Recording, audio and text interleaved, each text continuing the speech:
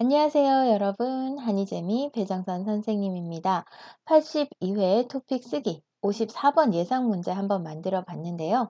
오늘은 예상 문제에 대한 설명, 그리고 예상 문제에 대해서 어떤 내용으로 쓸 수 있는지 메모하는 것까지만 영상으로 만들고, 다음 시간에 실제로 쓰기 한 것을 보여드리려고 합니다. 왜냐하면 여러분들이 직접 한번 써보면 좋잖아요. 그래서 물론 메모를 안 해도 쓸 수 있는 친구들도 있지만, 혹시 어떤 내용을 써야 될지 정말 모르겠어요 하는 친구들이 있다면 선생님이 메모한 내용 참고해서 한번 써보시고요. 아니면 그것도 없이 그냥 문제만 보고 쓰기를 한번 해보는 것도 좋을 것 같습니다. 일단 오늘 선생님 만든 문제 한번 볼게요. 요즘 예전에 비해 부부가 모두 직장에 다니는 맞벌이 가정을 흔히 볼 수 있습니다. 아이들이 어릴 때는 부모의 도움이 필요하고 아이를 위해 신경 써야 할 일도 많습니다. 그렇기 때문에 두 사람이 모두 일을 하면서 아이를 키우는 일은 쉽지 않습니다. 다음 내용을 중심으로 맞벌이 가정을 위한 육아 정책에 대한 자신의 생각을 쓰십시오 했습니다. 자, 어떤 거 쓰라고요? 네, 맞벌이 가정이 증가하는 원인은 무엇인가? 맞벌이 가정이 아이를 키울 때 겪는 어려움은 어떤 것이 있는가? 이러한 어려움을 해결하기 위해 어떤 정책이 필요하다고 생각하느냐? 자, 그래서 맞벌이 가정을 그 가족만의 문제가 아니라 우리 사회가 같이 해결해야 되는 문제로 생각을 하고, 정책이 어떤 정책이 만들어질 때 이 사람들에게 진짜 도움이 될 거냐를 묻는 그런 문제입니다. 맞벌이 가정이라고 하면 부부가 모두 직장에 다니는 가정이죠. 아기가 어릴 때는 정말로 많은 어려움이 있습니다. 자, 여러분도 요거 가지고 문제를 한번 써봐야 되는데, 어떤 내용으로 쓸 수 있을까 생각을 하다가 요렇게 메모를 한번 해봤습니다. 음.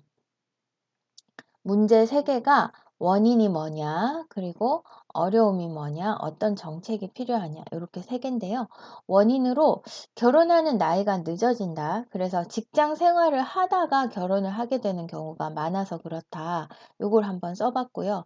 그리고 여성의 자아실현. 나는 집에서 그냥 주부만 하는 거 말고 내가 원하는 일을 하고 싶어 라는 그런 사람들이 이제 많아지는 거죠. 그래서 맞벌이 가정이 증가하는 원인은 여성의 자아 실현 욕구, 네, 이런 걸로 한번 생각을 해봤습니다. 그리고 경력이 단절된 후에, 그러니까 직장을 그만둔 후에 재취업이 어렵기 때문에 아기가 있어도 직장을 계속 다니는 그런 사람들도 많아지고 있다. 그러니까 경력 단절 후 재취업이 어려워지는 것은 결국 여성들이 자기가 원하는 일을 하면서 살 수 없다는 거잖아요. 그러니까 자아 실현과 조금 차이가 있는 그런 이유가 되겠죠? 어떤 어려움이 있느냐? 아이를 봐줄 사람이 없는 거죠. 그래서 퇴근이 늦어질 때 또는 아이가 갑자기 아플 때 등 이 회사와 함께 육아를 같이 할 수 있는 상황이 굉장히 어렵다라는 거. 그리고 퇴근 후 주말 등등에도 계속 아이를 봐야 하기 때문에 육체적으로 체력이 아주 딸리는 그런 어려움도 있습니다. 이거는 아이를 봐줄 사람이 없는 거는 정신적인 스트레스가 굉장히 클 것 같고요. 퇴근 시간이 늦어지고 그러면 계속 시계를 봐야 되고, 또 아이를 맡겨놓은 어린이집 이런 데 전화해서 선생님 죄송합니다. 조금만 기다려 주세요. 이런 얘기도 해야 되고 하죠.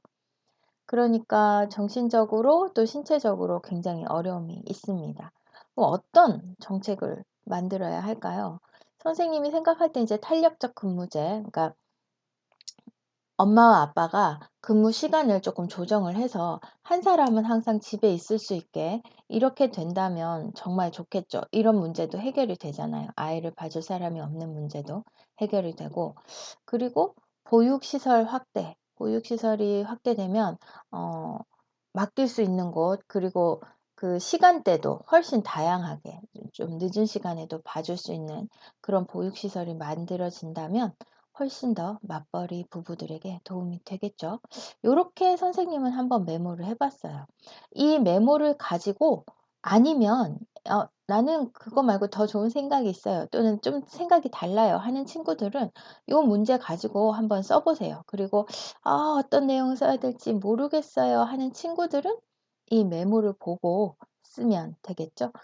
요렇게 써서 토요일에는 선생님이 저녁에 라이브를 한번 해 보려고 합니다. 토요일 라이브 시간에 선생님하고 같이 만나서 쓰기 이야기 한번 해 봐요.